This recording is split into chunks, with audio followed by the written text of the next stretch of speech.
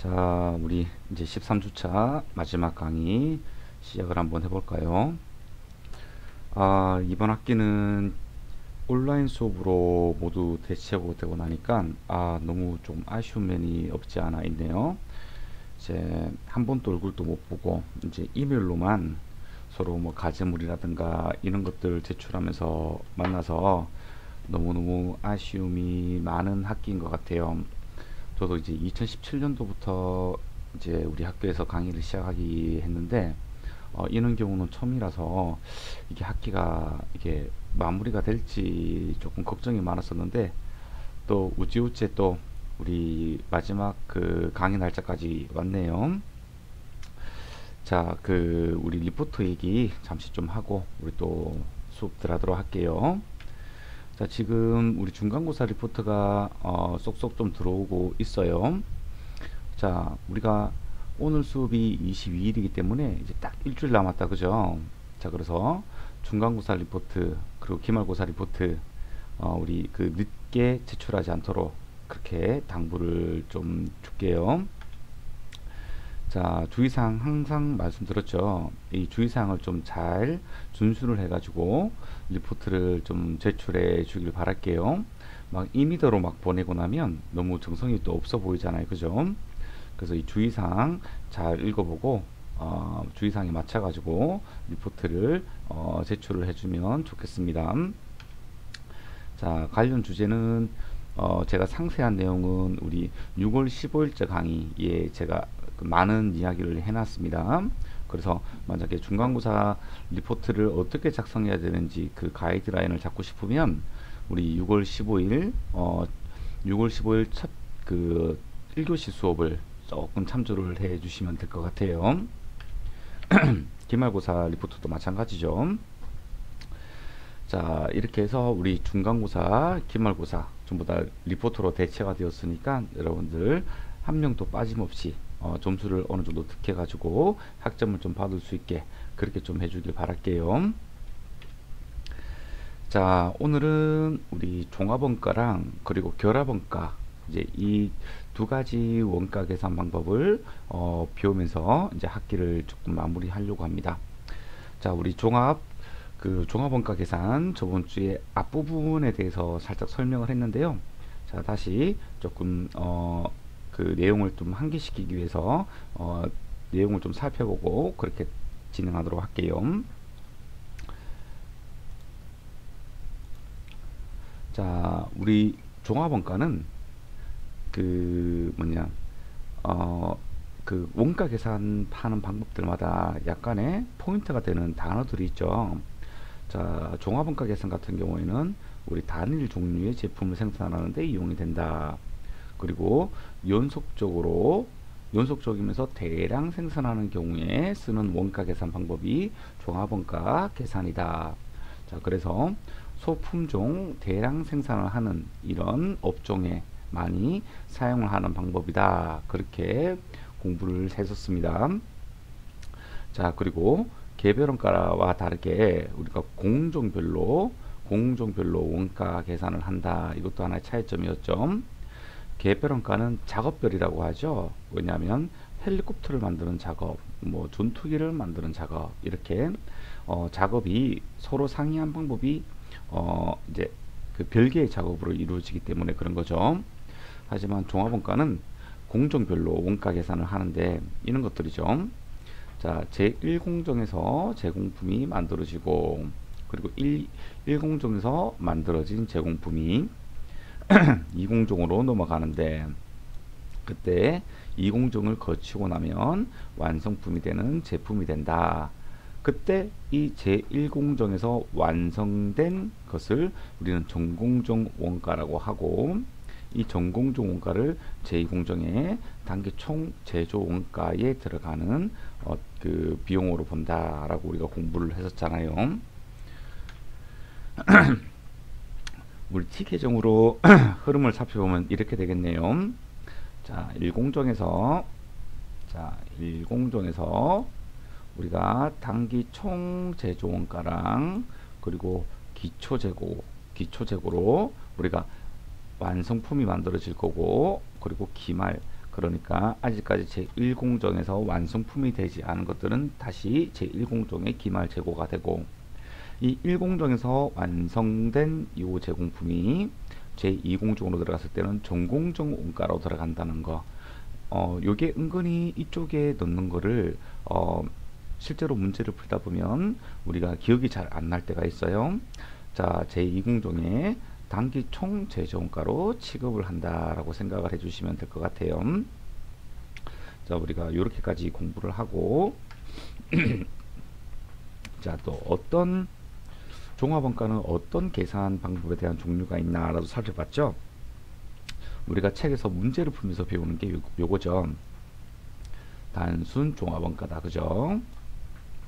그리고 2개 이상의 공정을 거쳐서 하는 게 공정별 종합원가 계산. 우리 아까 전에 본 예시, 요게 공정별 종합원가 계산이다. 그리고 뭐 조별도 있고, 그리고 등급별도 있다, 그죠?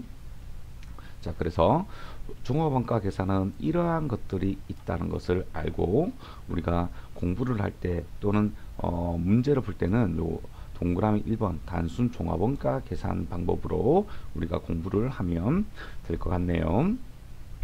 자, 우리가 공부했던 게 여기까지였나요? 여기까지였네요. 종합원가 계산은 이런 식으로 우리가 된다고 했었어요. 자, 1단계가 물량 흐름을 파악하는 거, 물량 흐름을 파악하는 거. 이게 굳이 외울 필요는 없는 거예요. 계산 문제를 A부터 Z까지 풀고 나면 원래 이 단계로 계산을 하는구나 라는 것을 우리가 알 수가 있는 거예요.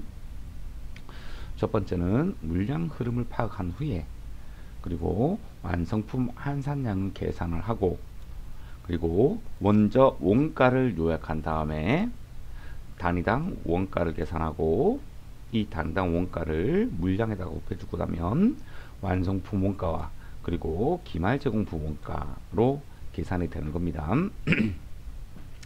자, 원가를 요약할 때는 우리 기초 제공품 원가하고 단기 발생 원가하고 파악을 해야 되겠죠. 자, 이렇게 종합원가는 1단계부터 5단계까지 계산하는 절차로 되어 있는데요. 이런 것들은 우리가 계산 문제를 한번 풀다 보면 쉽게 우리가 이게 외우는 게 아니구나 라는 것을 알 수가 있을 겁니다. 자, 그럼 오늘 수업은 여기서부터죠. 자, 한번 보도록 할게요. 자, 2절 완성품 한산량입니다.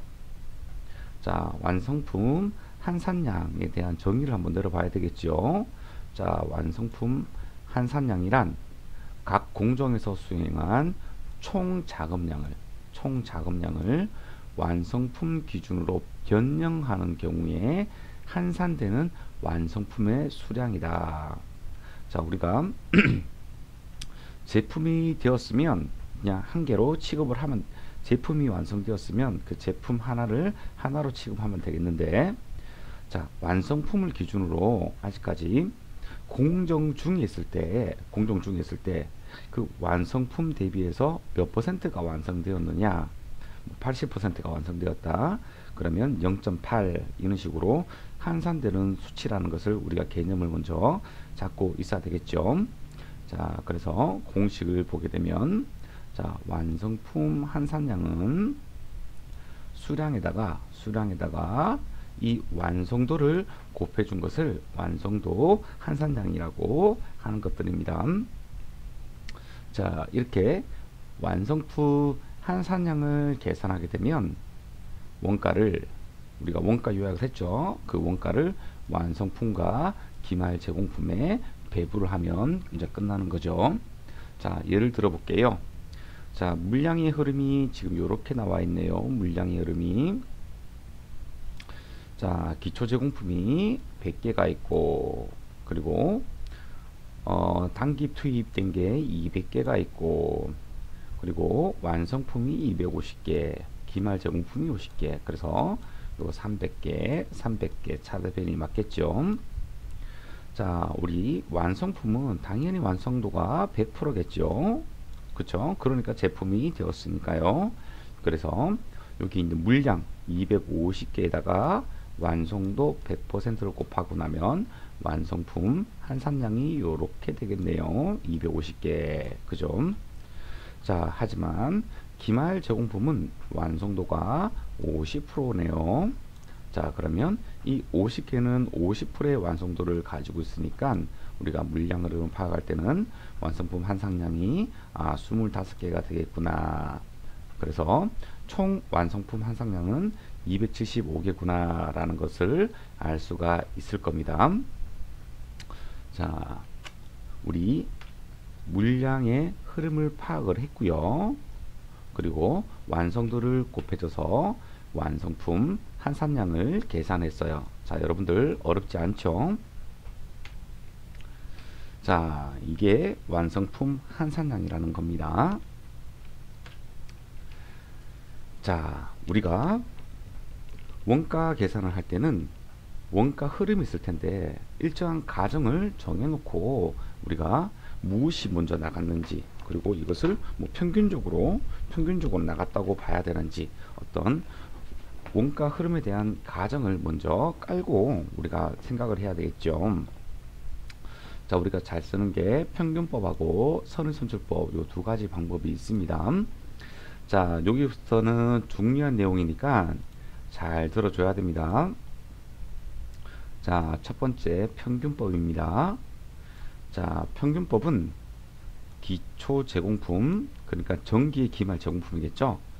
완성도를 무시를 해버리는 거예요. 요 문장이 중요한 겁니다. 자, 기초 제공품의 완성도를 무시하고 단기에 착수한 것으로 가정한다. 이 말이 이 기초 제공품하고 단기 투입, 이거를 별도로 구분을 하지 않는다는 거예요. 아셨죠? 자, 별도로 구분하지 않는다는 겁니다. 여기 나와 있네요. 자, 기초 제공품 원가와 단기 투입 원가를 구별하지 않고 완성품과 기말 제공품에 배부하는 방법이다. 자, 그러니까 이 기초 제공품하고 단기 투입 물량을 구분하지 않고 통으로 이 중에서 어떤 것은 완성이 될 거고 어떤 것은 기말 제공품으로 남을 건데, 기초 제공품이 완성이 되었는지 단기 투입량이 완성이 되었는지 그걸 구분하지 않는다는 말이겠죠. 자, 평균법은 이게 제일 중요한 말입니다. 기초 제공품의 완성도를 무시하고 단기에 착수한 것으로 가정한다. 이 말이 굉장히 중요한 말이에요. 자, 이제 선의선출법하고 비교를 한번 해볼까요? 자, 선의선출법은, 자, 우리 재무회계의 물량의 흐름하고 동일하다. 그죠? 기초 제공품부터 먼저 완성시킨다는 겁니다. 그리고 나서 단기 투입분이 완성이 된다는 거죠. 자, 그러니까 이 완성품은 두 가지로 구분됩니다. 자, 첫 번째, 기초 제공품이 먼저 완성이 되고, 그리고 단기 투입량 중에서 완성품이 되는 거고, 그러니까 당연히 기말 제공품은 단기 투입된 물량 중에서 기말 제공품이 남는 거겠지요. 자, 이 선순출법은 실제 물량 흐름에 충실하겠죠. 그쵸? 컨베이어 벨트에 먼저 기말의 제조 공정에 걸려있는 그 제공품이 먼저 완성이 되는 거하고 동일한 결과니까요. 자, 선의선출법은 기초 제공품부터 먼저 완성되고 그리고 나서 단기 투입분이 완성이 된다. 자, 평균법은요, 무엇이 먼저 완성품이 되었는지 그런 것들을 구분하지 않는다고 했죠. 왜요? 꼭 기초 제공품을 단기에 투입된 것으로 가정을 해버리기 때문에 그냥 묶어서 생각을 해야 된다는 거죠. 그렇죠? 자, 이게 차이점이 있는 겁니다. 자, 누군가가 여러분들한테 우리 정화원가 계산에서 평균법과 이 선의선출법의 차이점이 무엇이라고 묻는다면 여러분들은 이렇게 이야기를 할 수 있어야 됩니다. 평균법은 기초 제공품의 완성도가 무시되고 그 기초 제공품을 단기에 착수한 것으로 가정을 하기 때문에 기초 제공품하고 단기 투입 원가는 구별되지 않습니다. 하지만 선의선출법은 기초 제공품부터 먼저 완성이 시킨 다음에 단기 투입분이 완성된다는 가정이기 때문에 이 두 개가 서로 간의 차이점입니다 라고 그 개념에 대해서 이야기를 할 수 있어야 된다는 겁니다. 그래서 평균법은 이 완성품에 대해서 기초 제공품하고 단기 투입 물량하고 구분을 하지 않아도 돼요. 우리가 물량의 흐름을 체크할 때. 하지만 이 선의선출법은 반드시 이 기초 제공품과 단기 착수량 중에서 완성된 것을 구분을 해 줘야 되는 겁니다. 우리가 뒤에서 문제를 풀어 보겠지만 이 기초 제공품은 전기의 기말 제공품이었습니다. 자, 만약에 50%가 완성된 상태에서 50%가 공정이 진행된 상태에서 12월 31일을 맞이했다. 자, 그러면 단기에 이미 50%가 진척이 됐기 때문에 50%만 더 가공을 하게 되면 완성품이 되는 거잖아요. 그럼 여기 50%와 관련된 완성품 한상량은 전기에 포함이 되는 거고, 이번 단기에 추가적으로 50% 가공이 되는 것은 단기 완성품 한산량에 놓여줘야 되겠죠. 하지만 평균법은 그렇지가 않은 거죠. 기초 제공품 완성도가 완전히 무시되는 거기 때문에 완성품은 그냥 100%로 잡아주면 되는 거고, 기말 제공품은 진척사항을 체크를 해줘야 되는 거겠죠. 이게 평균법하고 선의선출법하고 차이점에 해당이 되는 것입니다.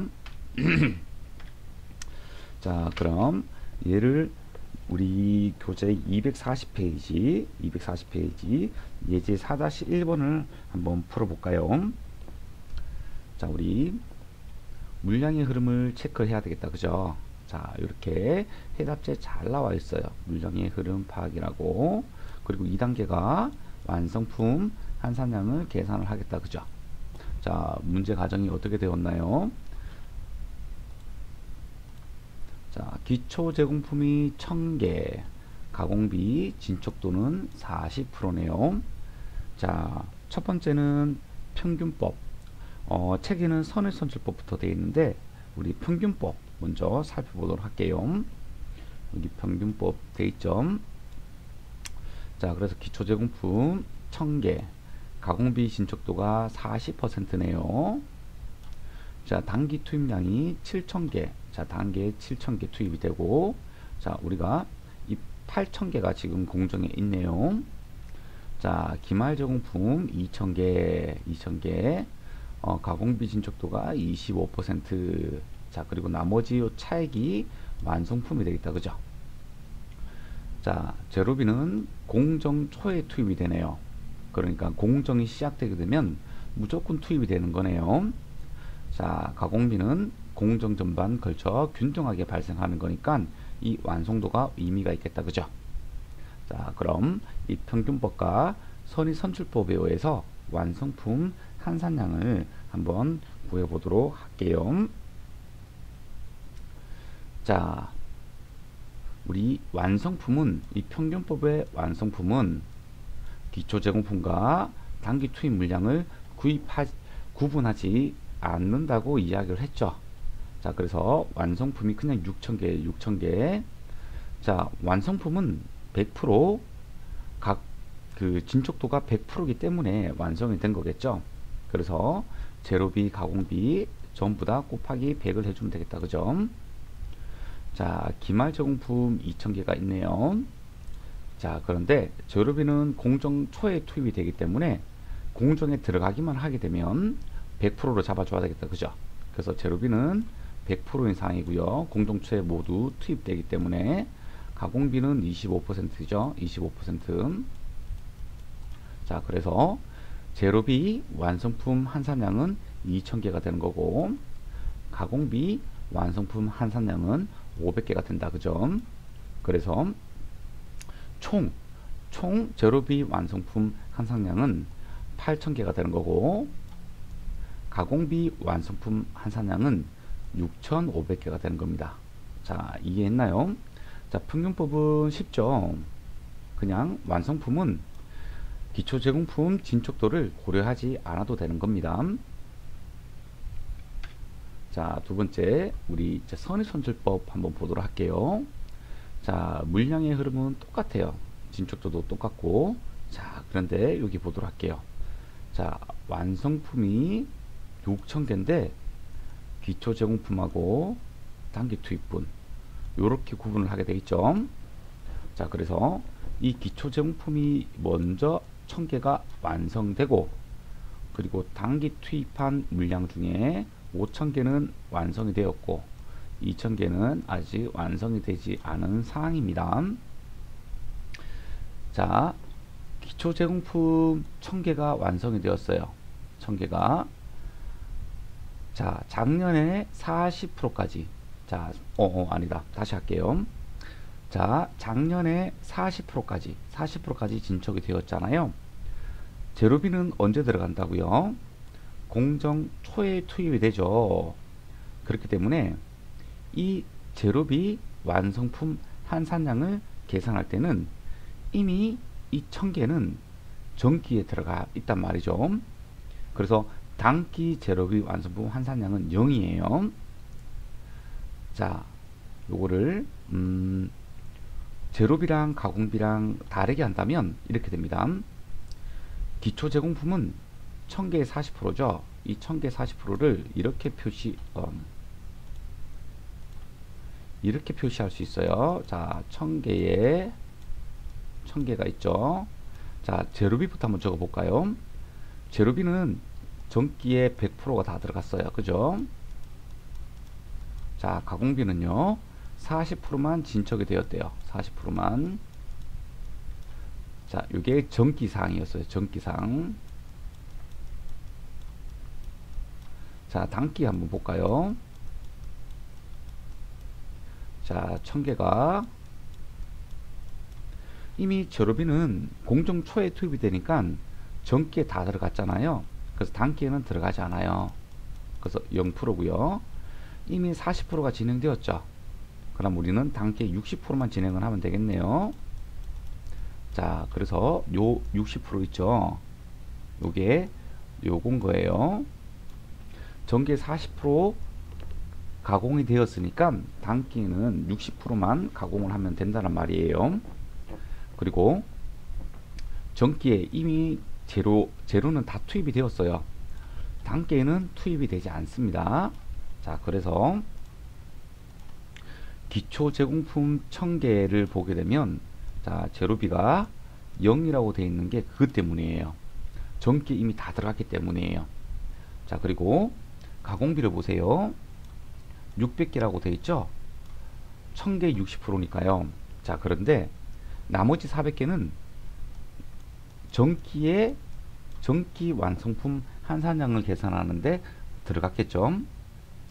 자, 그래서 여러분들이 평균법은 너무너무 쉬워요. 그냥 완성품을 100%로 해주면 되는 거예요. 그리고 기말 제공품은 똑같이 하면 되겠죠. 자, 그런데 선의선출법 완성품 한산량을 계산할 때는 이 기초 제공품을 매우 유의를 해줘야 되는 겁니다. 매우 유의를 해줘야 돼요.